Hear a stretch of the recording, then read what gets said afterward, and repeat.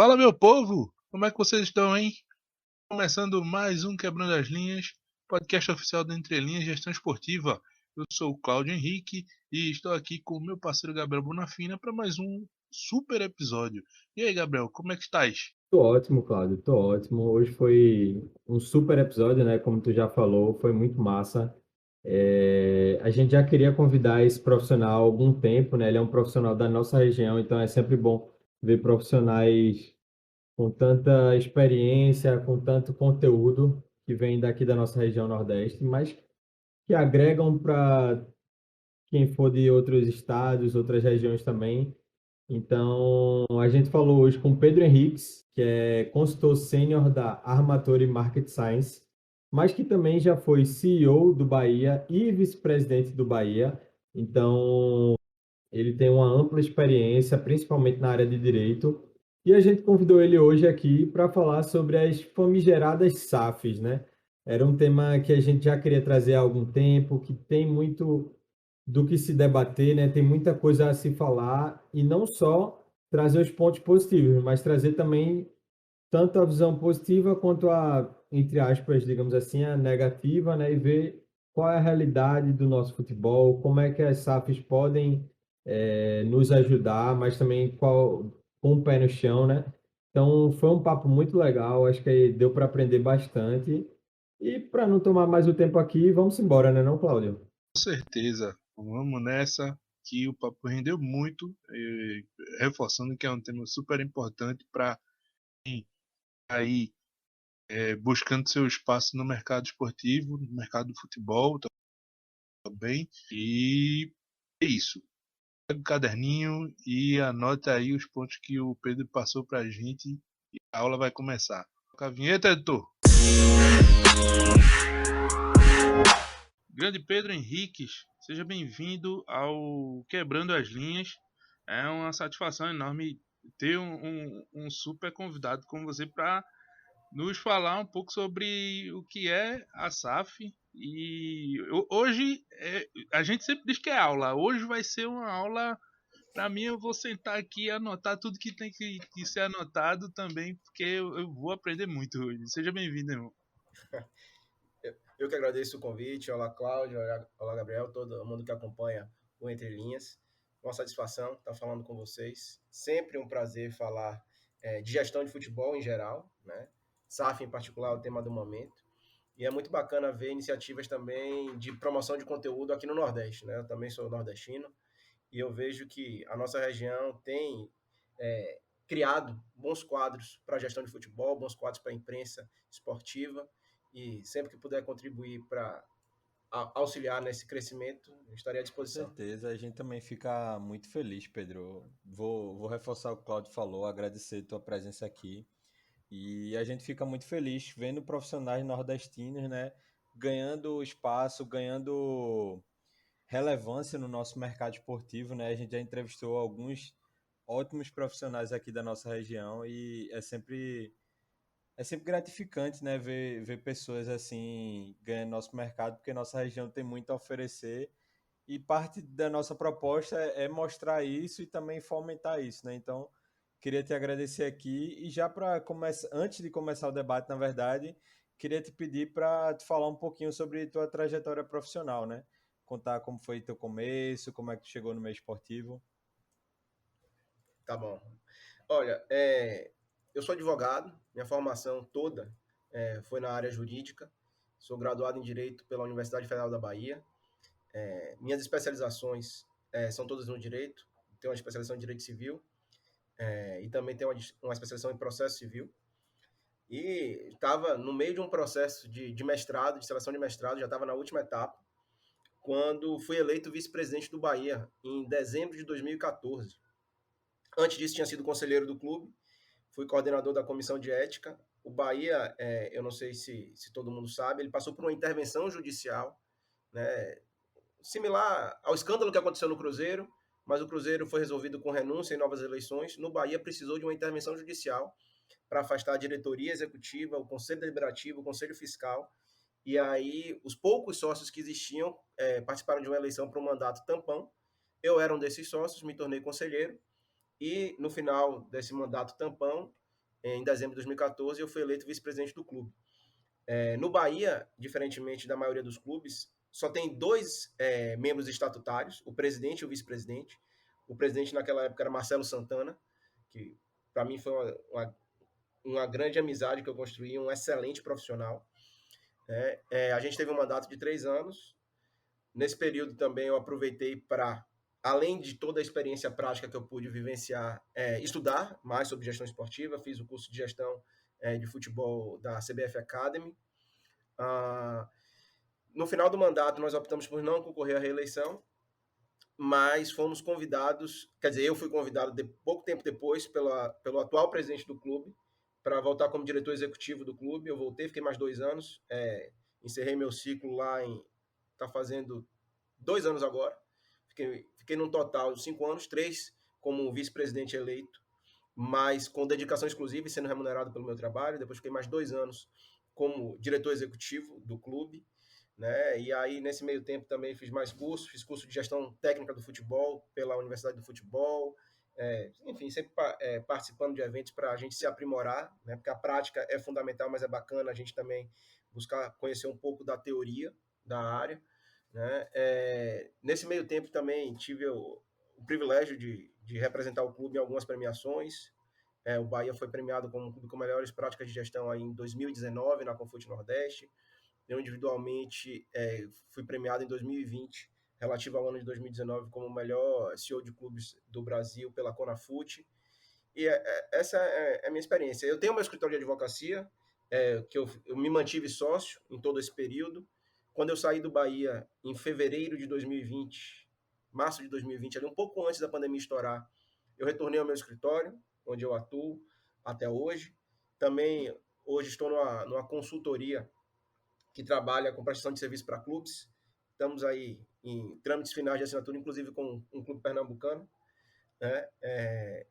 E é isso. Então, eu continuo trabalhando no futebol através dessa consultoria, mas toco minha vida na minha advocacia, que sempre foi minha área de atuação, é a profissão que eu tenho toda a minha bagagem acadêmica, mas o futebol é apaixonante e, infelizmente, a gente tem poucos bons profissionais em gestão esportiva, e quando você vê que o trabalho que você realiza traz um impacto positivo, até no curto prazo, fica difícil você querer se afastar desse meio, porque é um meio apaixonante. Eu acho que todo brasileiro tem seu time, e quem gosta de futebol e tem a oportunidade de contribuir para a melhoria do futebol, ele tem a obrigação de fazer isso, né? Perfeito, perfeito. E aí eu queria pegar um gancho disso que tu falou, Pedro, que é algo que eu vejo assim que ainda falta em muitos clubes, que é essa posição do profissional remunerado, né? Antes até da gente entrar na questão das SAFs, eu achei interessante tu falar isso, porque eu queria que tu contasse um pouquinho como era essa experiência, né? De estar atuando no teu clube. Aí eu vou até perguntar, o Bahia é seu clube de coração, obviamente, certo? Certo. Pronto. Eu queria saber como é essa questão de estar trabalhando no teu clube de coração, mas sendo remunerado para isso, sabe? Porque eu vejo que a questão do abnegado ainda existe muito em muitos clubes, só que é complicado você trazer apenas não apenas a paixão, né? Mas trazer essa questão sem a remuneração fixa para muita gente, sabe? Eu acho que mais clubes deveriam estar investindo na profissionalização de suas gestões, de seus profissionais, porque todo mundo tem contas a pagar, todo mundo tem deveres e várias coisas, né? E acho que você remunerar isso, até porque é um serviço que ela está prestando ali ao clube. Eu queria entender como foi esse processo. Olha, vamos falar sobre isso. E eu acho, inclusive, que isso tem tudo a ver com SAF. Mais para frente você vai ver como essa conversa vai se conectar. Assim, o Bahia, quando teve essa intervenção judicial, aproveitou para fazer uma modernização do seu estatuto. Vários clubes no Brasil não tinham estatuto, tinham estatutos muito antigos, antiquados, e o Bahia aproveitou para modernizar e trouxe essa mudança de profissionalizar a sua gestão, né? Eu, particularmente, eu não entendo como um clube de futebol que, independente da sua natureza jurídica, seja associação, seja empresa, é uma instituição que movimenta milhões de reais. Como é que uma instituição desse porte vai ter seus principais líderes pessoas que não são remuneradas e não dão dedicação exclusiva a elas. Para mim, isso não faz sentido. Isso é uma falta de profissionalismo. Eu, enquanto torcedor, não tenho problema nenhum de ver os profissionais sendo remunerados pelo trabalho que eles praticam. Né? Como é que você espera dedicação? Como é que você espera uma imersão no seu clube se essa pessoa não é remunerada pelo seu trabalho? O tempo da escravidão acabou há muito tempo. Né? Todo mundo tem conta para pagar no final do mês. Se você não remunera, você está restringindo a possibilidade de exercício de cargo de liderança em clubes de futebol para pessoas abastadas. E não necessariamente essas pessoas são as mais qualificadas para exercer essas funções. Né? Então, houve essa mudança estatutária que trazia essa previsão, e isso só foi possível, inclusive, e você vê como isso se liga à SAF, por causa de uma mudança legislativa. Por quê? Porque naquela época, ainda hoje, mas naquela época especialmente, a imensa maioria dos clubes de futebol do Brasil eram associações. Né? E associações gozam de uma série de isenções tributárias. E a lei previa, salvo engano, até 2015, na época eu tinha isso tudo na cabeça, como tem tempo que eu não falo sobre isso, vai fugindo. Mas é fácil de dar um Google e achar. Até 2015, salvo engano, a lei estabelecia que se os dirigentes dos clubes associativos fossem remunerados, eles perderiam as isenções fiscais. E isso traria um impacto muito grande para o caixa dos clubes de futebol. Só que essa lei mudou. A lei passou a permitir que os dirigentes estatutários fossem remunerados com o teto. Salvo engano, o teto deveria corresponder a 70% do maior salário do Executivo Federal, que na época, salvo engano, era o presidente da República. Então, o salário do presidente do Bahia era limitado a 70% do salário do presidente da República. E assim aconteceu. E creio que aconteça até hoje no Esporte Clube Bahia. Né? Então, eu acho que isso é um sinal de profissionalização. E quando você remunera os profissionais, você pode exigir mais deles. Inclusive, essa mudança veio para todas as áreas do clube. Antigamente tinha aquele vice-presidente médico, vice-presidente de marketing. E assim, eu não estou desprezando as pessoas que querem contribuir voluntariamente com o clube. Mas quando você está num processo de mudança de gestão, mudança de filosofia, mudança de cultura, a presença dos líderes é essencial, porque assim você só arrasta mesmo pelo exemplo e pela liderança presente. Né? Então eu vejo isso como fundamental. Na época que eu fui vice-presidente na gestão de Marcelo Santana, nós tivemos 3 diretores apenas, todos 3 remunerados e com dedicação exclusiva ao clube. Né? Foi o formato que a gente adotou. A gente tinha um diretor de futebol que cuidava do futebol profissional e da base, a gente tinha um diretor de mercado que cuidava de tudo de comercial, marketing, comunicação, e um diretor administrativo financeiro. Abaixo deles, uma estrutura grande, né, porque o futebol tem diversas outras áreas, mas naquela época o Bahia estava na Série B, tinha sido rebaixado quando a gente assumiu, a gente entendeu que era possível montar uma estrutura enxuta, profissional, que todo mundo teria que trabalhar muito, mas que seria viável reconstruir administrativamente e estruturalmente o clube, e eu entendo que no final dos 3 anos daquele mandato deu tudo certo, e eu acho que se os clubes tratarem futebol profissionalmente, sejam os clubes associações, sejam os clubes empresa, a tendência é a gente ter um melhor futebol no Brasil. Show de bola, Pedro. Isso é muito importante para nós que militamos, falamos aí sobre gestão profissional e como tu falaste, a SAF está, na verdade, fazendo, vamos dizer assim, com que haja essa revolução mesmo do mercado. E eu acredito que vai entrar, vai chegar para somar com a gestão dos clubes de futebol. E a gente só tem a ganhar, tanto para quem busca a oportunidade para atuar no mercado, quanto para os clubes mesmo de poderem ter uma gestão um pouco mais eficiente, né? Um pouco mais ou bem mais eficiente. Mas eu queria entrar no conceito de fato, né? Porque muito tem se falado sobre esse processo, né, de transformar clubes em SAF, mas ele também é um modelo meio desconhecido na sua natureza e suas minúcias. Então, eu queria perguntar para você, bem cru mesmo assim, o que é a SAF? Cara, Vamos lá. Eu vou tentar não ficar muito no juridiquês, né, apesar de minha formação e, e de trabalhar com direito empresarial também. Vamos Tranquilo. lá. A natureza jurídica dos clubes de futebol, em geral, é de associação. Associações sem fins lucrativos, certo? Dentre as diversas formas, as diversas naturezas jurídicas de pessoas jurídicas, né? Existe associação, existe sociedade empresária, que é o nome técnico de empresa, existem fundações, enfim, existem empresas limitadas, sociedades empresárias limitadas, enfim. Existem N tipos de formatos jurídicos para você constituir uma pessoa jurídica. É bom dizer que a SAF cria esse novo modelo jurídico de pessoa jurídica, que é a Sociedade Anônima do Futebol, né? Mas ela é absolutamente similar à sociedade anônima, que já existe no mundo jurídico brasileiro, né? E é importante a gente dizer também que, desde antes da lei de SAF, os clubes poderiam ter natureza jurídica empresarial, né? O Red Bull era um clube empresa antes da SAF. O Cuiabá também era um clube empresa antes da SAF. Há quem entenda que a própria Lei Zico já trazia essa possibilidade. A Lei Pelé é clara e cristalina em relação a isso. Os clubes já podiam ser empresas há muito tempo. No Brasil, já existiam clubes empresa, né? Aqui na Bahia, o Bahia e o Vitória foram clubes empresa. O Figueirense também foi clube empresa. O Red Bull Brasil, é porque as pessoas falam do Red Bull hoje como se fosse um case de clube empresa de sucesso no Brasil.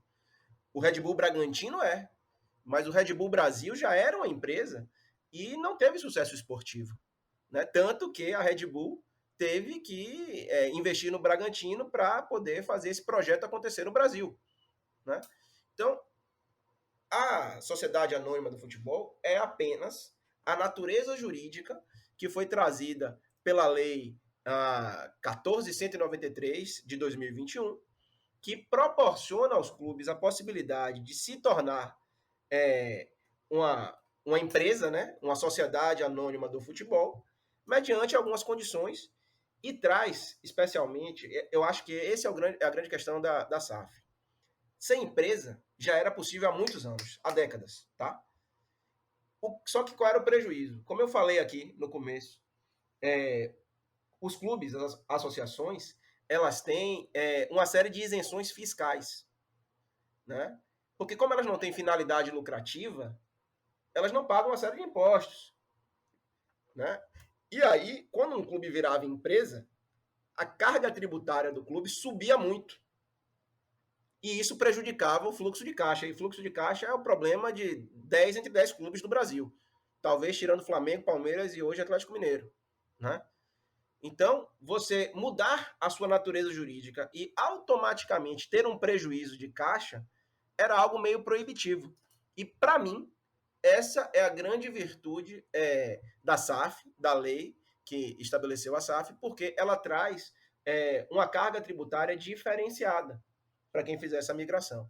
Claro que existem outros elementos na SAF, né, o planejamento para pagamento de dívida, a possibilidade de recuperação judicial, né, mas, para mim, esse é o elemento-chave, porque seria um imenso prejuízo para os clubes migrarem o seu modelo de natureza jurídica e tomarem um impacto tributário. Pô, Pedro, mas então qual seria a vantagem dessa migração? Na minha opinião, é muito claro. A vantagem de ser uma sociedade anônima do futebol, ou de ser uma empresa antes de ter a sociedade anônima do futebol, é a segurança que você pode proporcionar para potenciais investidores. Porque, veja, o nosso futebol, via de regra, é associativo, tem eleições de 2 em 2 ou de 3 em 3 anos, e alternância constante de poder. Então, imagine que alguém quer investir num clube. A gente está falando aqui para um podcast pernambucano, então vamos falar aqui de esporte. Imagine que o cara quer investir no esporte. Para o investidor, é mais seguro você investir num clube que vai ter uma eleição daqui a 1 ou 2 anos, e você não sabe se o presidente eleito vai querer honrar o contrato que o atual assinar, ou seria mais seguro você ser acionista do clube, você ter ações daquele clube e garantir o modelo de gestão a ser implementado? É óbvio que é a segunda opção. É óbvio. Então, para você atrair investidores e gerar mais negócios, o modelo empresarial, especialmente hoje de SAF, ele proporciona uma maior segurança para investidores. Para mim, esses 2 elementos são os elementos chaves dessa lei, que podem fazer, e estão fazendo já, a gente está vendo, os clubes se interessarem por fazer essa mudança de natureza jurídica. Quais são? Primeiro, a questão da carga tributária, e segundo, a segurança que esse modelo, que essa natureza jurídica empresarial, ela proporciona a eventuais investidores interessados em aportar dinheiro nos clubes. Caramba, eu vou pegar meu caderno aqui para começar a anotar, porque a aula já tá rolando solta aqui, viu? Eu queria, na verdade, aproveitar esse gancho que tu deu, Pedro. Tu levantou a bola, eu vou dar o corte, e tu falou da parte boa das SAFs. Mas aí até trazendo aqui o que a gente estava conversando nos bastidores, né? A gente sabe que as coisas não são tão maniqueístas, não é só isso é bom, isso é ruim, é muito complexo. Eu queria saber, então, quais são os perigos, digamos assim, ou quais são as outras nuances das SAFs, né? Porque existe muito burburinho, existe muitos torcedores, muita gente tá vendo esses cases aí de Botafogo, Vasco agora, o próprio Cruzeiro um pouco menos, mas também o Cruzeiro, e tá vendo na SAF uma espécie de salvação, né? Mas quais são os perigos da SAF? Qual é essa outra parte, né? Qual é essa outra parte que pode não ser tão positiva, digamos assim? Vamos lá. Eu acho que, pelo que eu falei no início, ninguém vai poder dizer que eu sou contra a SAF. Eu acho que a SAF é um instrumento, né? Mas o que me incomoda demais no Brasil hoje, na forma como se trata esse tema, é que colocam como se a SAF fosse a tábua de salvação do futebol brasileiro. É como se a SAF fosse resolver os problemas todos de gestão, fosse um milagre econômico e fosse tornar todos os times competitivos. E não é bem assim. Pode até ser, mas não existem garantias. Né? As pessoas hoje querem respostas mágicas, respostas fáceis, querem transformações radicais de uma hora para outra. E isso é muito difícil de acontecer. Né? Então, há um maniqueísmo, uma polarização, uma dicotomia para tudo na sociedade hoje, e eu acho isso meio pobre, meio superficial, e a gente deixa de avaliar tudo com o devido cuidado. Por exemplo, eu estou hoje aqui falando com vocês de Salvador, e o Esporte Clube Bahia está numa fase terrível. E se perguntar para qualquer torcedor do clube se quer virar SAF, eles vão dizer agora. Agora, onde é que assina? Né? E, assim, parece que a SAF é uma forma de se livrar das gestões que os torcedores não gostam. E isso é um perigo. Né? Eu tiro, por exemplo, o próprio Bahia, o Figueirense, que teve uma experiência ruim, né? Porque, assim, nada garante, ninguém garante que os novos donos eles vão ser grandes profissionais qualificados. A gente tem profissionais que investem no futebol que não são do mercado do futebol. E as coisas podem dar certo ou não. Perfeito. Né? O que é preciso fazer é um planejamento, uma estruturação para fazer essa transformação de uma forma tranquila, de uma forma sem traumas, de uma forma, de fato, com perdão da redundância, planejada.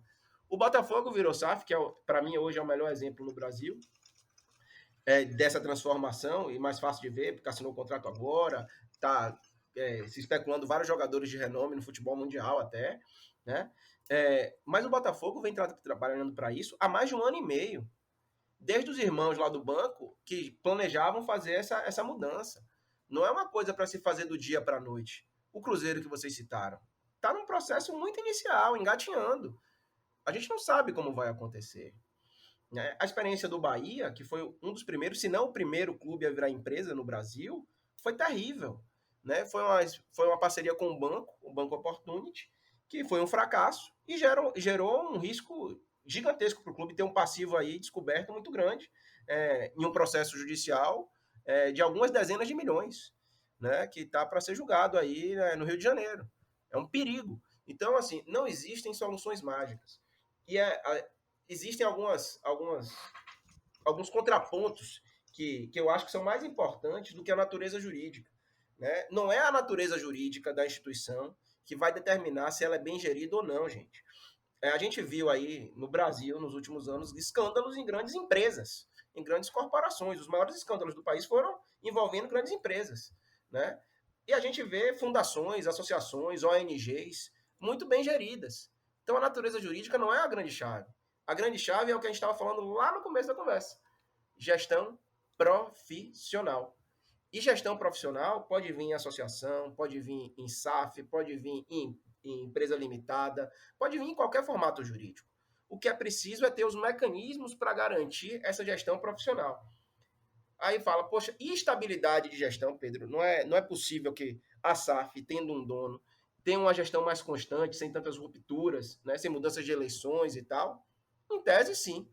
Em tese, a gente espera que as SAFs, que têm um dono, né, elas tenham uma continuidade, tenham diretorias que fiquem no clube por muitos anos, estabelecendo um planejamento estratégico. Quantos clubes no Brasil têm planejamento estratégico? Pouquíssimos. Você entra no site de alguns, você até vê, mas a mim,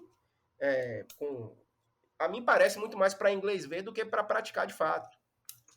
Entendeu? Então, em tese, a SAF pode proporcionar isso, mas isso é muito em tese. Né? Eu gosto muito de, quando eu falo de SAF, falar daquela série da Netflix, não sei se vocês assistiram. Se não assistiram, assistam, do Sunderland, até morrer, Sim, que é muito boa. Né? Muito boa. O Sunderland é um clube empresa, tem dono. E como é que vai o Sunderland dentro de campo? De mal a pior. Mas tem estabilidade? Tem. Nos últimos 10 anos já teve 3 donos. É que nem eleição, clube que tem eleição de 3 em 3 anos, entendeu? É verdade, teve um período maior com o mesmo dono, mas houve instabilidade depois. Né? Então, assim, não existem verdades absolutas. A SAF é muito interessante, na minha opinião, para a atração de investidores e alavancagem financeira do clube, mas precisa ser bem estruturada. E aí outros perigos que as pessoas sempre falam, vai mudar o nome do clube, vai mudar o escudo, vai mudar as cores. Assim, a própria lei já traz algumas possibilidades para resguardar o clube nisso. Se a associação mantiver uma quantidade de ações, ela pode ter poder de veto nisso. Mas, cada clube tem que estudar isso direitinho para garantir que, se mudar a natureza jurídica, mesmo que venha um investidor, não vai mudar de cidade, não vai mudar o nome do time, enfim, cada clube tem que saber o que lhe interessa. Né? Isso tem que ser construído, pensado, planejado, imaginar quantas ações vai vender, quantas ações o clube vai manter, se é possível o clube manter controle e usar a lei de SAF para buscar investidores no mercado, dando a eles algumas garantias de gestão corporativa no clube. Né? Eu tenho uma informação, eu não posso cravar isso aqui, que tem um clube brasileiro que está se estruturando para montar a SAF e manter o controle sobre a gestão do clube. Não sei se isso vai dar certo, mas eu tenho essa informação de um clube que hoje eu, particularmente, considero muito grande no Brasil. Então, existem N formas de você se utilizar da lei de SAF. A legislação é um instrumento. Então, é importante que as diretorias dos clubes se debrucem sobre esse instrumento, que os conselhos deliberativos estudem, né, e que os sócios busquem se informar, porque senão vão atrás de respostas fáceis. E respostas fáceis, normalmente, não levam a bons caminhos. Perfeito, perfeito. Eu acho que isso que tu falou é muito bacana porque, como tu falou, né, é um processo que não é do dia para a noite, né? Por exemplo, essa questão do Botafogo, do próprio Cruzeiro, que tu também mencionou que tá se iniciando. E muitas vezes o futebol é muito imediatista, né? A gente tira por diversas questões, como treinador, enfim, torcedor e dirigente quer as coisas rápido e quer fazer um processo de mudança, só que com o time vencendo. E isso é muito complexo, né? É difícil você se reestruturar enquanto ainda tem desempenho esportivo, né? É algo completamente fora da curva, digamos assim. O normal são os clubes se reestruturando e tendo diversas dificuldades dentro de campo até conseguir obter alguns resultados, né? O próprio Flamengo, que, enfim, não foi questão de SAF, mas teve essa reestruturação dentro de sua gestão, né? Acho que quase 10 anos atrás, e viu os resultados muito tempo depois, né? Acho que foi bacana tu trazer isso. Pois é, só para completar o que você disse, o Flamengo, especialmente na gestão de Eduardo Bandeira de Mello, que tinha um senhor chamado Fred Luiz, o CEO, que hoje trabalha numa grande empresa, acho que é americana, que faz consultoria, inclusive, futebol brasileiro, que trabalhou, inclusive, em parceria com a XP, nessa SAF do Cruzeiro. Né? Eles o que o mercado coloca, e quem pode acompanhar coloca, que eles estruturaram o Flamengo e que os louros foram colhidos na gestão atual, que é a de Landim, né? Então, as coisas às vezes demoram.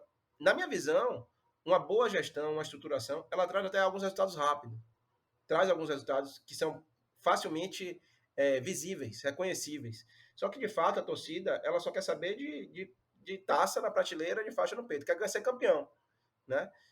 Mas eu vejo boas gestões trazerem impacto no curto prazo. Podem não ser impactos de alta relevância, mas são impactos que eu gosto de dar o exemplo, por exemplo, do Bahia, que a gente teve ali de dezembro de 2014 a dezembro de 2017, o Atlético Paranaense, que para mim é o melhor case de crescimento de um clube no Brasil, né? O Atlético Paranaense nos anos 90 não era nem o maior do Paraná e hoje para mim está no top 5 do Brasil, né?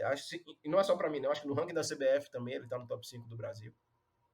E aí você pode ter críticas e elogios a Mário Celso Petralha, mas ele deu estabilidade na gestão do clube e, com isso, conseguiu fazer um planejamento de médio e longo prazo e o clube cresceu, né? Isso, para mim, demonstra que um clube de futebol, se bem gerido, se tiver um planejamento estratégico bem feito, ele cresce, né? Ele cresce e isso pode acontecer independente da natureza jurídica dele. Muito bom, Pedro. Tu vem trazendo exemplos que ficam bem mais fáceis da gente poder assimilar bem o assunto, né? E isso é que faz o papo ficar mais legal, assim, principalmente para quem não manja tanto. Mas assim, pelo que tu falaste, e isso tem uma pergunta bem que eu preparei aqui para jogar dentro desse escopo. Que existem clubes que ele tem uma capacidade maior de oferecer um retorno, né, de investimento que pode ser mais rápido, né, através do torcedor, né, explorar o torcedor ali com o sócio torcedor e outros produtos.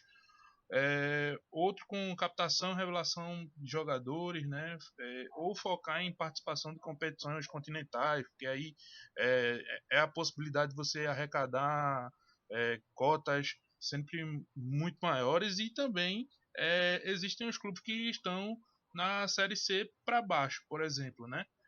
Como funciona esse processo de precificação, vamos dizer assim, desses clubes? Existe algum indicador de valor no mercado?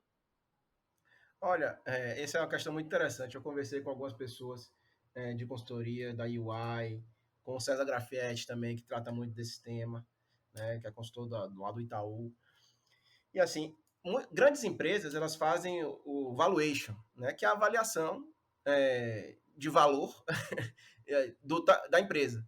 Né? No futebol, isso tem uma série de peculiaridades, porque tem ativos que são de difícil mensuração, né? Atletas de base, direitos econômicos que estão em outros lugares. Então, não é simples. Tem algumas poucas empresas que fazem esse serviço e ainda assim é algo questionável. A gente tem uma empresa, meu Deus, me fugiu o nome, eu acho que é Esportes Velho, que faz essa avaliação já há alguns anos, mas honestamente, eu não sei quais são os critérios que ele usa. Cada empresa ela tem um modelo, e para você fazer isso em empresas em geral, há uma fórmula de administrativa de fazer isso. Você pega o faturamento dos últimos anos, vê os balanços, etc. e tal. No futebol não é tão simples, porque, como você falou, tem vários mecanismos para um eventual investidor se remunerar, né? Tem a questão da revelação de atletas, tem a questão do avanço em competições internacionais, e todas essas possibilidades de receita, elas são incertas, porque elas dependem de performance esportiva. Então, é complicado, não é minha área de expertise, mas existem grandes consultorias mundiais que têm desenvolvido trabalho nisso, mas na minha concepção não é algo simples e que deve ser acatado de forma incontroversa. Né? Eu estava lendo, nessa última semana, um artigo de Rodrigo Capello, né, que é uma referência de jornalista que trata de finanças no esporte, questionando se o Vasco teria sido vendido caro ou barato. Em paralelo, vi também uma matéria interessante uma reportagem do Mário Celso Petralha, né, do Atlético Paranaense, dizendo que os clubes do Brasil estão sendo vendidos muito barato. E assim, na minha concepção, o futebol, qualquer clube de futebol, especialmente se estiver na Série A ou Série B, tem um potencial de receita muito grande. O grande X da questão é que, por causa de décadas de má gestão, esses clubes acumularam dívidas. Então, o que me parece é que as pessoas querem se livrar da responsabilidade da dívida, ter um novo gestor e esse novo gestor ser uma pessoa que possa aportar dinheiro para tornar o clube ainda mais competitivo, além de ter a responsabilidade sobre as dívidas, né? Então, assim, é uma terceirização de responsabilidade de gestão, na minha leitura, de quem esteve dentro de clube. Claro que isso pode trazer grandes ganhos, né? Por exemplo, há pouco tempo foi especulado que o Citigroup estaria interessado em investir em clubes no Brasil, né? Pô, se eu sou torcedor de qualquer clube brasileiro e tem o City, o Grupo City, que é um grupo que evidentemente tem expertise nesse negócio, que entende do business, está interessado no meu clube, isso dá uma segurança muito maior do que o Joãozinho da esquina, por mais que seja dono de um banco, de que ele vai trazer resultados positivos para o meu negócio, né? Claro que qual é o grande a grande mensagem, o que transparece, especialmente nos que defendem que a SAF é a forma de profissionalizar o futebol. Por empresa visar lucro, pelo dono do negócio, pelo acionista, querer se remunerar, é de se imaginar que ele vai tratar do clube profissionalmente. Em tese, isso é verdade. Mas não é verdade também que o presidente do clube associativo quer que o clube tenha sucesso e, em tese, também deveria tratar o clube profissionalmente? Então, será que o dinheiro, será que a vontade de ter lucro é a única motivação que poderia fazer a gestão ser profissional? Eu acho um tanto ingênuo essa leitura. Claro que a cabeça de cada um funciona do jeito de cada um, né? Para mim, pessoalmente, esse não seria o fator que me motivaria mais ou menos. Mas eu entendo que a própria lei também traz as previsões. As pessoas falam, a lei de SAF fala de compliance e tal. Gente, a gente já tem previsões de governança no futebol brasileiro desde o Profut. Quase todos os clubes brasileiros, eles respeitam o Profut. Ou pelo menos deveriam respeitar, porque tem débitos parcelados, né? Então, assim, a gente vive num país que, infelizmente, tem lei que pega e lei que não pega. Né? E a gente já tá... Eu já tô bem crescidinho para achar que só porque tá na lei vai ser cumprido, infelizmente. Porque se o que tá na lei fosse cumprido sempre, a gente ia ver muito cartola preso. Porque o que a gente vê de imposto declarado e não recolhido não está no gibi. Não é verdade? Todo ano, os cartolas fazem refis dos impostos que eles não pagaram. Alavancam o fluxo de caixa não pagando imposto. Né? Isso para não falar de salário, para não falar de outros passivos. Então, assim, a gente não pode ser ingênuo. Né? Para mim, a lei de SAF, ela foi encomendada, digamos assim, com um objetivo muito específico. Claro que ela vai servir para todos os clubes, porque ela é um instrumento interessante. Mas ela não é tábua de salvação. Ela pode ser a tábua de salvação do Botafogo, que tinha uma situação crítica. Ela pode ter se tornado a tábua de salvação do Cruzeiro. Né? Mas eu não sei se ela vai se tornar tábua de salvação de todo mundo. Eu acho, por outro lado, muito interessante que a SAF seja um instrumento de alavancagem de clubes organizados. Por exemplo, o América Mineiro. O América Mineiro é um clube organizado, é um clube que tem patrimônio e que, caso consiga fazer uma transformação em SAF de modo estruturado e planejado, pode se alavancar em termos esportivos. Né? O América Mineiro que agora fez uma partida histórica e se classificou aí para a próxima fase da Libertadores. E se perder, vai para a Sul-Americana. Então tem pelo menos aí mais 8 jogos internacionais garantidos. Né? Um clube organizado. Para mim, a SAF como instrumento de crescimento do clube faz muito mais sentido dessa forma do que para um clube que está se endividando e se afundando em má gestão, achar que vai se salvar por isso. Achar que vai se salvar com uma simples transformação. Pode ser que aconteça? Pode. Mas eu, na vida, eu aprendi a não confiar em mágica. Não tem mágica no mundo real. né? Pode ter alguém interessado, pode ter um torcedor apaixonado, pode ter um investidor que enxergue um grande potencial por uma bagatela. Por exemplo, o Santa Cruz, hoje, para um grande investidor internacional, até pela valorização, ou melhor, pela desvalorização da nossa moeda, deve ser um negócio barato de se fazer para um cara que tenha muito dinheiro. E tem um potencial de crescimento muito grande. Né? Então, será que isso não poderia mudar um Santa Cruz? É possível. Só que não vai ser simplesmente. No próximo final de semana vai desembarcar um sheik árabe no Arruda e vai trazer as malas de dinheiro e vai resolver o problema do Santa Cruz, porque não é assim que acontece. Né? As coisas têm que ser projetadas, planejadas, como eu falei, têm que ser estudadas, estruturadas para que a mudança garanta pelo menos alguma identidade do clube, né? Isso se os torcedores e sócios quiserem, eu imagino que queiram, né? E garantir alguma participação e voz das pessoas no clube. Né? Você vê agora o que aconteceu com a guerra lá da Ucrânia com a Rússia, o Chelsea, na verdade, muito mais do que uma simples estruturação do Chelsea, mas o Abramovich foi forçado a vender o Chelsea. Né?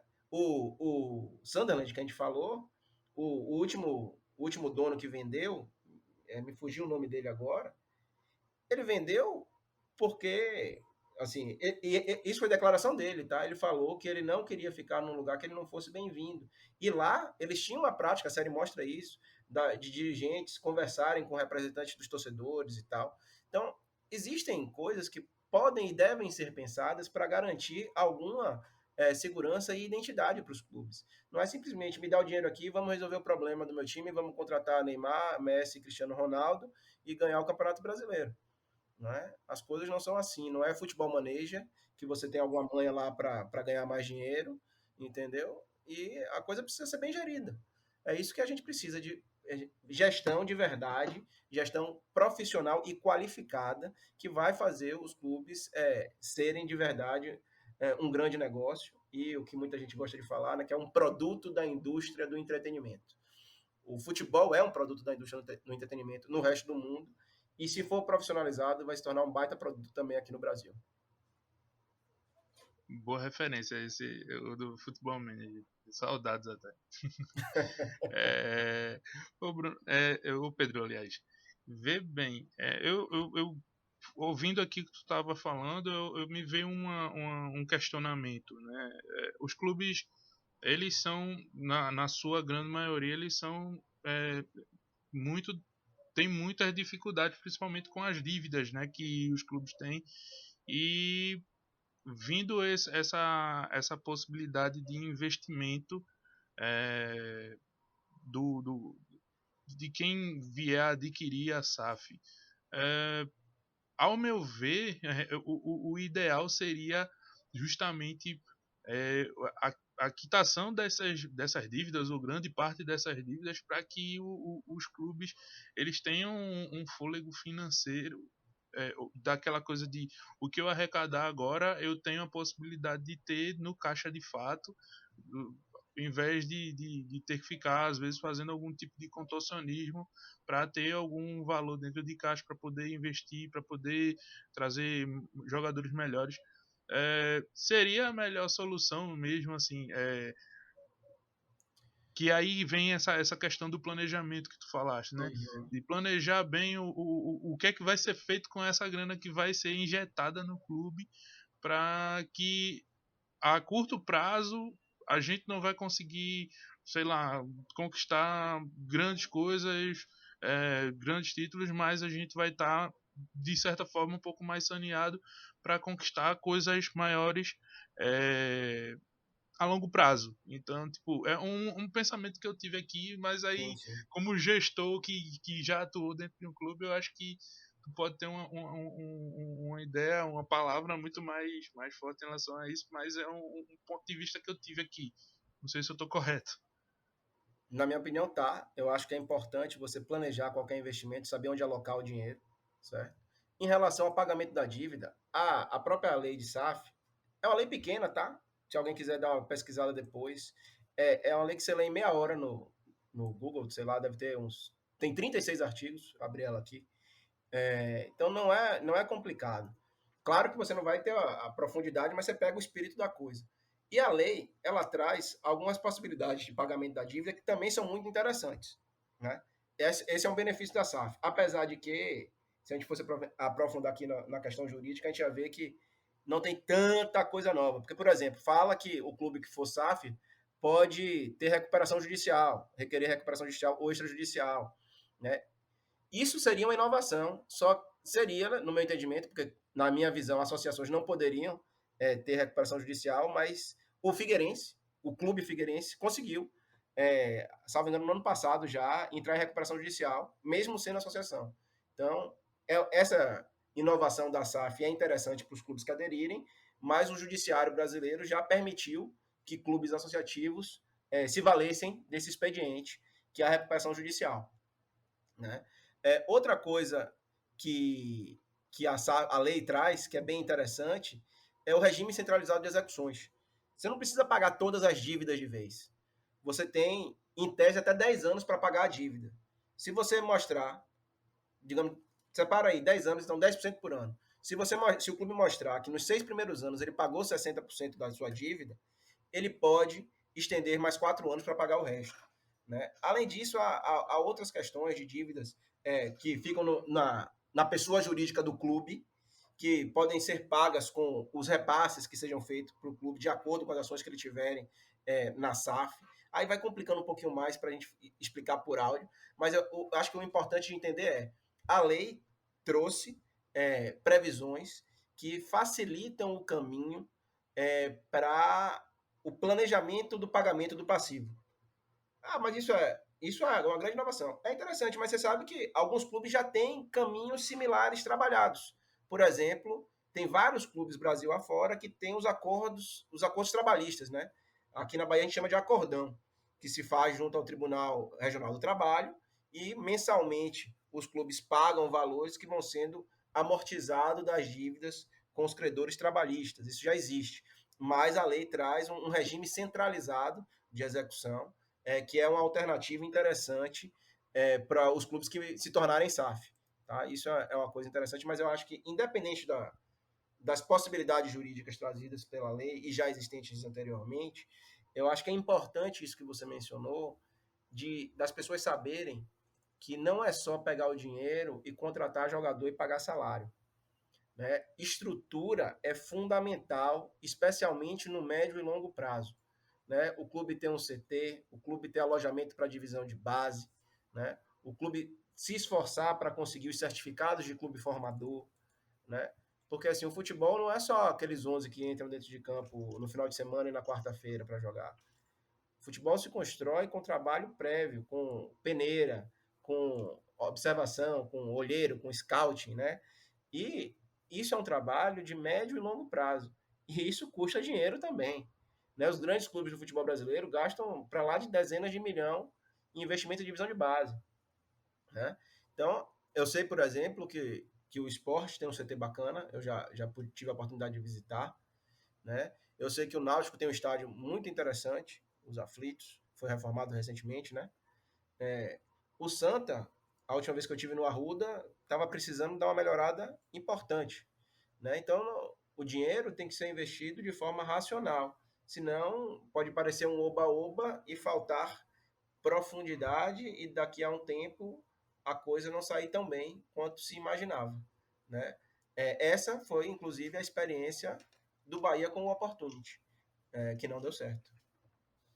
E aí, aproveitando esse gancho que tu deu, Pedro, como é que tu tem visto essa movimentação dos clubes do Nordeste, assim, em relação à SAF, né? Se tu tem visto que eles já estão se estruturando, debatendo, óbvio que tu não vai conseguir falar por todos, mas pelo que tu tem visto aí de movimentação no mercado, né?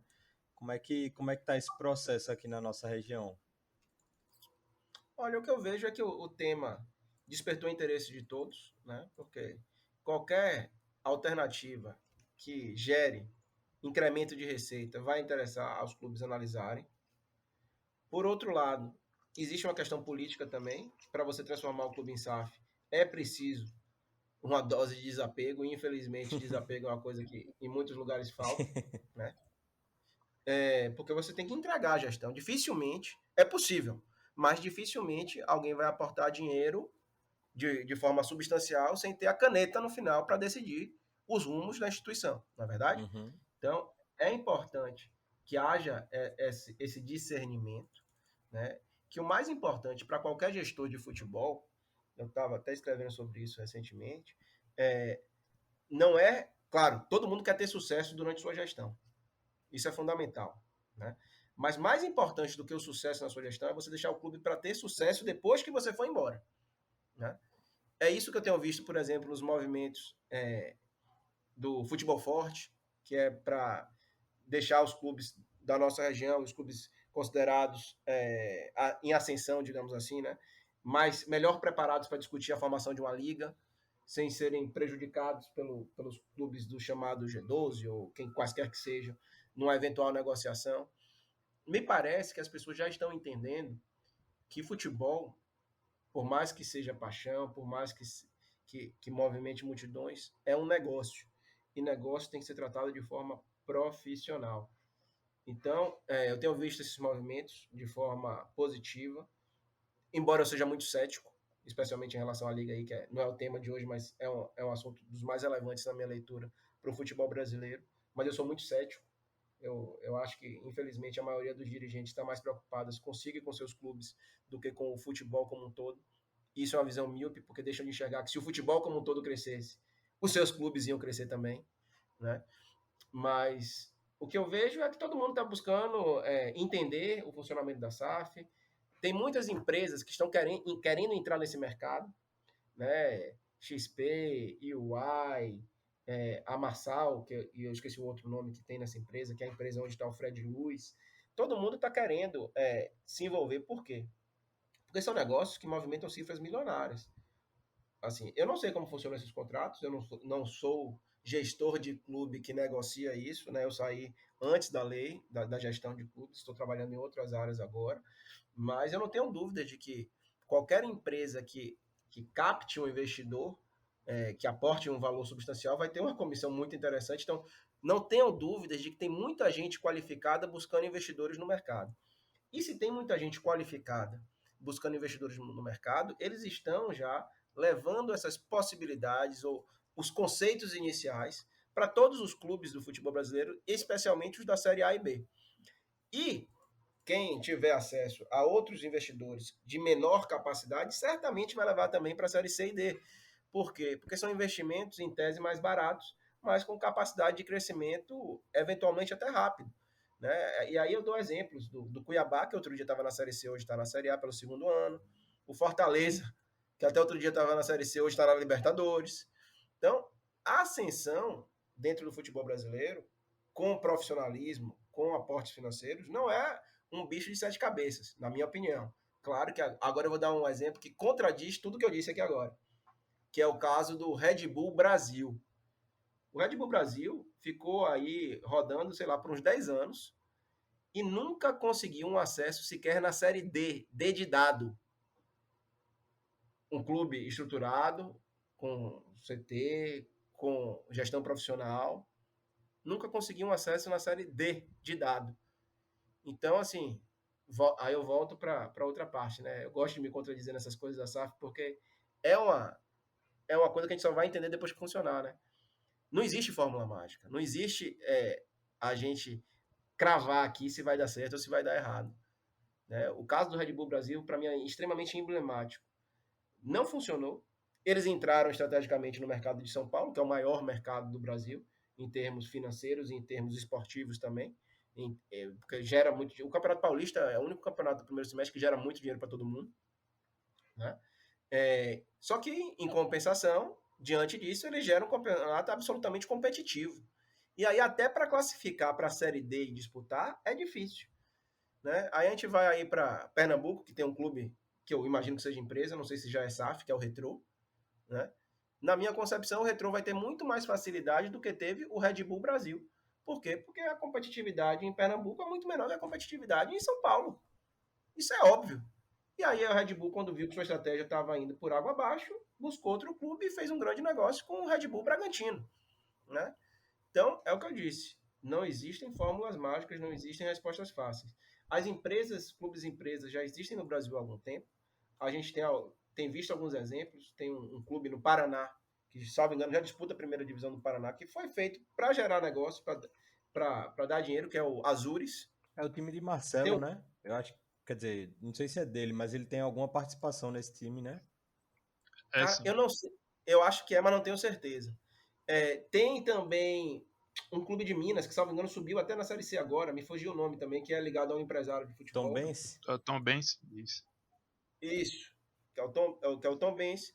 Então, assim, clubes como negócio já existem no Brasil há algum tempo. Para eles, a SAF vai servir por uma questão, na minha visão, tributária. O Para próprio os clubes. Bragantino, né? Eu tinha, desculpa interromper, Pedro, mas eu tinha Não, é lido que isso. o Bragantino estava estudando o Red Bull, né? Bragantino estava estudando essa mudança também, que seria basicamente jurídica, né? Ia permanecer do É jeito que isso. é, mas a tributação seria Exatamente. muito menor para eles. E faz todo sentido. Faz todo sentido. Né? Então, por exemplo, se o clube tiver associação, não quer se transformar não quer vender para uma pessoa de fora, quer continuar tendo controle, mas tem capacidade de atrair investidores de outra forma. Vale a pena para ela se transformar em SAF. Caramba, vale a pena até para fazer recuperação judicial. Valeria se os tribunais já não estivessem aceitando. Né? Então, é o que eu disse, a lei de SAF é um instrumento. A forma de usar, quem está na gestão tem que saber. Tem que ver o que é que pode adiantar para mim aqui, o que é útil para mim ali, e usar os mecanismos. As leis, para os gestores, são isso, são instrumentos, né, de potencialização da sua gestão. E eu vejo a SAF como um mecanismo muito interessante, né, especialmente para os clubes que já estiverem arrumados, porque, honestamente, eu acho que pode ser a salvação de clubes que estejam bagunçados, endividados e tal, mas eu acho que muito mais interessante é a SAF como um instrumento de alavancagem, de crescimento estruturado, do que como uma mera tábua de salvação. Excelente, excelente. Pedro, eu até tenho uma pergunta. Essa semana a gente fez abriu a oportunidade dos nossos ouvintes fazerem perguntas. A gente recebeu aqui, fez uma seleção e a gente recebeu uma pergunta que casa muito bem com esse tema que tu estavas falando, que é a questão que, que vai caber muito bem, né? Que é a questão da transparência, né? O Adams, ele faz parte de um grupo nosso do WhatsApp e ele fez a pergunta que é a seguinte: há alguma obrigação legal com a SAF em ter contas auditadas por consultorias externas? Hoje é impossível ter acesso seguro aos dados contábeis das associações esportivas no Brasil. Ó, vamos lá, é uma pergunta importante. Eu começo me dando o direito de discordar, que é impossível ter acesso aos dados contábeis das associações. Eu trabalhei por 5 anos no Bahia e os dados estão todos lá. Né? Aliás, essa é uma obrigação estabelecida pelo Profut. Então, se seu clube não está botando os dados, meu amigo, ele está descumprindo a lei, né? Especialmente se ele tiver aderido ao Profut. Né? E aí tem que ver o que o estatuto de cada clube diz também. Né? E, de fato, a governança na Sociedade Anônima do Futebol tem alguns artigos que trazem uma série de obrigações. Né? Vai continuar existindo o Conselho Fiscal, que é fundamental. Né? Assim, eu não entendo, eu não acredito que a SAF vai ter necessariamente o mesmo nível de transparência que os clubes que aderiram ao Profut têm. Aliás, salvo engano, eu li algo nesse sentido nas reportagens de Rodrigo Capello, que é um dos jornalistas que eu mais acompanho para me inteirar da situação financeira e administrativa contábil de vários clubes. E eu me lembro claramente, vividamente, de ter lido que o Red Bull Bragantino ele não expunha todos os documentos, não expunha as notas explicativas, né, das suas prestações de conta, por entender que isso não era uma obrigação legal. E assim, gente, o que é que acontece? O clube, sendo uma entidade privada, ele vai ter os seus assuntos estratégicos que só vai exibir se for obrigado. né? E a legislação não traz necessariamente todas as previsões que vão existir no estatuto de uma associação, né? Aí, de fato, a gente tem que se debruçar sobre o estatuto eventual que venha a ser criado da SAF, né? Porque não é um contrato social, enfim, são as questões do juridiquês. Mas vai existir conselho fiscal, certamente, vai existir o conselho diretor, vai haver a diretoria. Eles trazem, a legislação traz uma série de restrições sobre quem pode ser integrante do conselho de administração, né, ou de órgãos de deliberação e fiscalização, né, mas, salvo o melhor juízo, não há uma previsão de auditoria externa. Mas, naturalmente, eu realmente não dei aquela relida básica que eu sempre dou na legislação antes de vir para o bate-papo, mas eu sei que o Conselho Fiscal vai continuar existindo porque eu me lembro claramente de haver restrições aos membros, a determinados membros para fazer parte desses quadros, digamos assim. Por exemplo, a pessoa não pode ser membro de qualquer órgão de administração, de deliberação ou de fiscalização da SAF. Qualquer pessoa que esteve na origem da sociedade anônima, né, do futebol. Então, não pode ser remunerado também alguém que continue fazendo parte da associação. Tem uma série de restrições e de medidas corporativas para garantir, né, uma governança, para garantir uma profissionalização, mas, na minha visão, e até normal, que os dados do clube sejam tratados pelo seu dono, né? Porque, se lembrem, a gente vai ter um dono no nosso clube. Claro que a associação, ainda mantendo ações, ela vai ter direitos, vai ter capacidade de fiscalização, mas tudo dentro da responsabilidade das normas que foram atribuídas nos estatutos. Boa, tá respondida a pergunta do internauta. E aí a gente tá caminhando para o final, Pedro. Eu só tenho mais uma perguntinha, que é a seguinte. Na visão do marketing e das marcas, como a SAF pode colaborar nessa relação, né, entre patrocinadores e outros stakeholders? Cara, isso vai muito do modelo de gestão, né? Você vê, por exemplo, o Botafogo. O Textor, né? Não sei como é que se pronuncia o nome dele, ele rompeu alguns contratos, né? Pelo menos foi o que foi noticiado. Então, assim, ele tem a liberdade de fazer isso. Ele é o novo acionista majoritário e, consequentemente, quem tem a caneta do Botafogo. Por outro lado, o que a gente imagina que, com o decorrer do desenvolvimento do seu trabalho, que ele mantenha uma estabilidade nas relações, que ele dê para os stakeholders todos uma segurança maior, né, de uma gestão que vai ter uma continuidade, que vai ter uma linha de trabalho, que não vai ter rupturas de modelo, não é? Então, é tudo muito achismo hoje, porque a gente não sabe na prática como vai ser, porque isso vai depender de cada investidor, de cada CEO da SAF que se formar pela venda do clube, venda entre aspas aqui, né? Porque, enfim, são as ações, essa questão jurídica. Então, assim, eu vejo com muito ceticismo essas afirmações categóricas de que as relações comerciais serão mais tranquilas se o clube virar empresa do que se o clube se mantivesse associação. Isso não deixa de ser, no final do dia, uma relação interpessoal do diretor da pasta, né? É de se imaginar que o dono de um clube contrate um diretor de marketing, um diretor comercial. Da mesma forma que hoje a gente tem os clubes com seus diretores de marketing e diretores comerciais. A única diferença que eu vislumbro é a capacidade de estabelecimento de planejamentos estratégicos, de políticas de longo prazo, né? E isso hoje é uma carência no futebol brasileiro, porque o máximo que acontece, via de regra, é uma gestão de 6 anos, vai lá, ou até um pouco mais, porque os grupos políticos podem fazer sucessores independente de reeleição, né, digamos assim. Mas é uma questão insegura. Não há garantias sobre isso. Perfeito, perfeito. Eita. Perfeito, Pedro. Acho que foi bem elucidativo aqui o papo. Eu já vou te agradecer de antemão, né? Acho que foi muito legal tu trazer essa visão, acho que realista, né? A gente pode dizer assim, de como se configura essa questão das SAFs, né? Não trazendo nem otimismo, nem pessimismo, trazendo uma visão do que se propõe para o nosso mercado e do que está se desenhando, né? Acho que foi muito bacana o papo aqui hoje.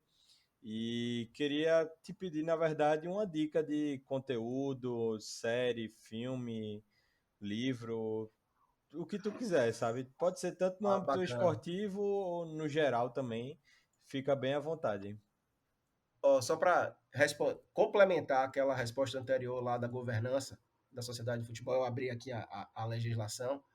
Tem uma seção toda na lei que fala da governança, e aí tem o artigo 5º dessa lei, traz que na Sociedade Anônima do Futebol, o Conselho de Administração e o Conselho Fiscal são órgãos de existência obrigatória e funcionamento permanente.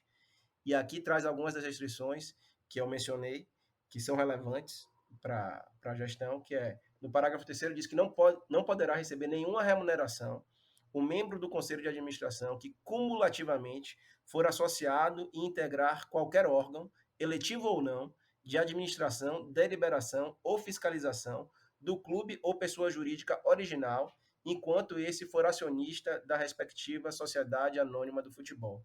E ainda diz no parágrafo 4º, que não poderá ser eleito para o Conselho Fiscal ou para a diretoria o empregado ou membro de qualquer órgão, eletivo ou não, de administração, deliberação ou fiscalização do clube ou pessoa jurídica original, enquanto esse for acionista da respectiva sociedade anônima do futebol. Então, você vê aqui que eles trazem alguns dispositivos que tratam justamente da necessidade de governança e de profissionalização da SAF. Né? Em relação a conteúdos, eu já falei da série do Sunderland, né? Eu gosto muito. Tem um livro que fala sobre clube empresa, eu ainda nem terminei de ler ele todo, mas já comecei, e é bom, que chama-se O Mito do Clube Empresa.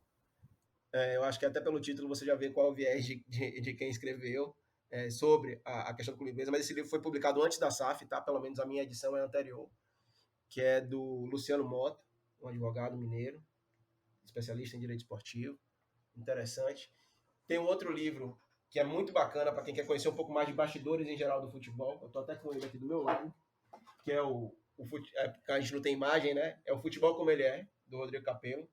Muito bacana. E no segundo semestre tem o meu livro. O pessoal quiser ver o lançamento aí, a gente está organizando. Olha aí. No segundo semestre eu vou lançar meu livro, que é sobre gestão de futebol. Né? Claro, vai trazer algumas histórias ilustrativas que eu pude presenciar enquanto fui dirigente do Bahia, mas eu menciono situações de outros clubes, menciono algumas situações do Esporte Clube do Recife, menciono situações do Atlético Paranaense, que é um clube que eu tenho como referência de gestão de médio e longo prazo. Então, assim, são esses dois livros e essa série do Sunderland é um jogo muito interessantes para agregar conteúdo direto mesmo. Tá? E há outras duas séries que não são tanto conteúdo técnico, mas são muito interessantes para quem é apaixonado por futebol e quer entender um pouco mais sobre esportes em geral, sobre bastidores e tal. É uma série também da Netflix chamada The Playbook, Lições para Vencer, alguma coisa nesse sentido, que é uma série muito bacana, documental, basicamente, que entrevista grandes treinadores do esporte mundial. Não é restrita a futebol, mas tem futebol. Tem Zé Mourinho, tem Doc Rivers do basquete, me fugiu o nome dele agora, um grande treinador de tênis. Então é uma série muito interessante para a gente entender o esporte de alto rendimento. Né? E a outra série, que é mais divertida, mas que eu não vou deixar de recomendar, é a série É o Presidente, da Amazon Prime, que trata dos bastidores do FIFA Gate. Então, quem quer trabalhar com gestão, quem quer entender um pouco mais de bastidores, por mais que seja uma série que tem questões fictícias, mas ela é baseada em fatos reais e é bem divertida. Essa, diferente de todas das outras todas que eu mencionei, é uma série dramática, né, digamos assim, não é tanto no viés de documentário e tal, mas é muito interessante para você entender um pouco mais dos bastidores daquele FIFA Gate, que foi um escândalo que em tese, deveria ter feito mudar completamente o futebol, mas se não fez mudar completamente o futebol, serviu para abrir os olhos de muita gente sobre a necessidade de profissionalização. Perfeito, Pedro. Muito obrigado pela tua presença, cara. Foi massa o papo, foi esclarecedor. Eu fico com várias perguntas, várias coisas querendo saber realmente, porque é um tema que, além de estar em alta, né, é um tema quente, está sendo debatido aqui no mercado e tá acontecendo, né? A gente está vendo a história, vamos dizer assim, do futebol brasileiro dando mudando, né? Virando uma esquina. Então eu acredito que era importante a gente trazer esse tema para a gente debater e tal. E a gente não podia ter escolhido o melhor convidado para trazer o conteúdo de forma tão elucidativa, tão didática. Então, muito obrigado, cara. Foi massa Acho que é mesmo. isso. Eu que agradeço o convite. Eu gosto desse tema. Eu gosto mais ainda de falar de profissionalização do futebol. Eu vejo a SAF como um artifício para falar disso. É o tema do momento. Eu acho que vários clubes vão se tornar no intervalo de 1 a 2 anos aí, talvez menos, porque está sendo vendido de uma forma que é a solução mágica. E hoje, pô, nossa sociedade quer respostas rápidas, quer transformações instantâneas. Por mais que eu não acredite nisso, eu entendo. Futebol tem sido tratado de uma forma, em várias circunstâncias, até doentia, né? A gente tem visto aí tantos episódios de violência. Isso reflete um pouco a nossa sociedade, que as pessoas querem do jeito delas, na hora que elas querem, sem margem para divergências e dificuldades, né? Então, eu vejo esse como um caminho difícil de não ser seguido, mas eu acho que é sempre importante a gente alertar para as dificuldades do caminho e alertar para a necessidade de preparação para trilhar esse caminho, né? É importante que as pessoas estudem, como eu mencionei, a lei é pequena, não tem tanta dificuldade. Eu estou aqui falando com vocês, mas tem diversas outras pessoas extremamente qualificadas que podem dar mais profundidade ao debate, que podem dar outras visões sobre o debate.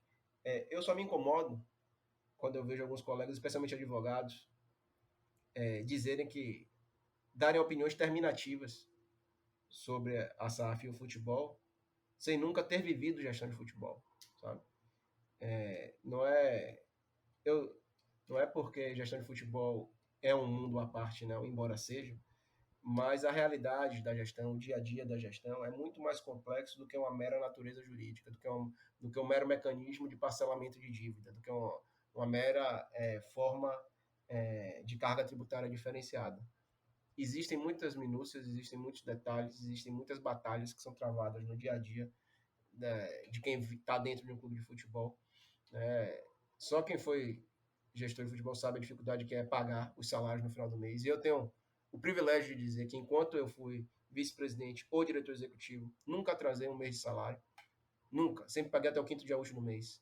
Né? E eu não sei quantas pessoas podem dizer isso. Né? Essa é uma dificuldade grande.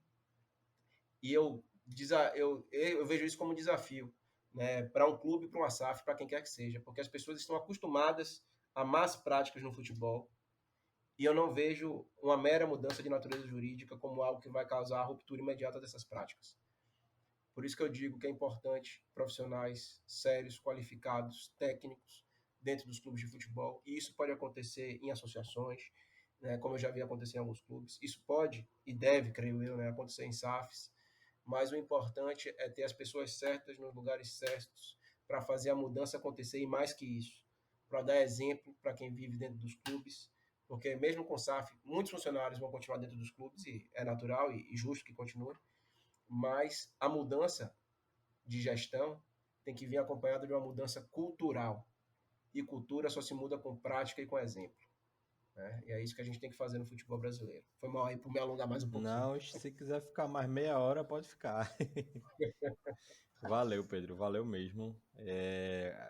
Queria agradecer, na verdade, a você e também a nossos ouvintes, né, que chegaram até aqui. Imagino que tenham curtido bastante o episódio, que é um tema, como o Claudio falou, traz muitas dúvidas, traz muitos questionamentos, muito do imaginário do torcedor, mas eu acho que foi muito elucidativo aqui para a gente entender todas as nuances dessa questão da SAF, da profissionalização da gestão do futebol. Então, foi muito massa o papo. Queria agradecer novamente a você e pedir para deixarem o like, né, o comentário, sugestão, crítica os nossos ouvintes aqui em @somosentrelinhas no Instagram e Facebook, @entrelinhasge no Twitter e Medium, e no YouTube e LinkedIn é só procurar por Entrelinhas Gestão Esportiva que vocês nos encontram por lá. Então é isso, pessoal. O Quebrando as Linhas fica por aqui e a gente espera no próximo episódio. Tchau, tchau. Este podcast foi editado e gravado pela Entrelinhas Gestão Esportiva.